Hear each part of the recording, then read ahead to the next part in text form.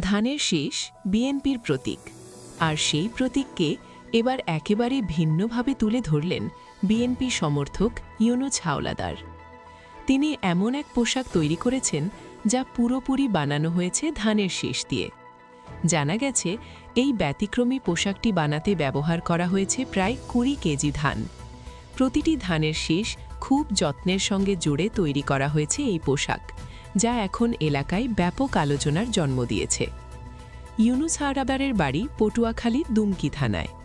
স্থানীয়দের সঙ্গে কথা বলে জানা যায়, তিনি দীর্ঘদিন ধরেই বিএনপির রাজনীতির সঙ্গে জড়িত এবং দলের প্রতি নিজের ভালোবাসা প্রকাশ করতেই এমন ব্যতিক্রমী উদ্যোগ নিয়েছেন। আসন্ন 25 ডিসেম্বর বিএনপির ভারপ্রাপ্ত চেয়ারম্যান তারেক রহমানের প্রত্যাবর্তন উপলক্ষে এই পোশাক তৈরি করে তিনি তা পরেছেন।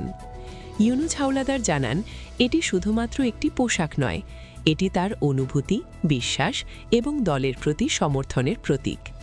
স্থানীয়ভাবে তাকে এই পোশাক পরে চলাফেরা করতে দেখা গেছে, যা দেখতে ভিড় করছেন অনেক মানুষ।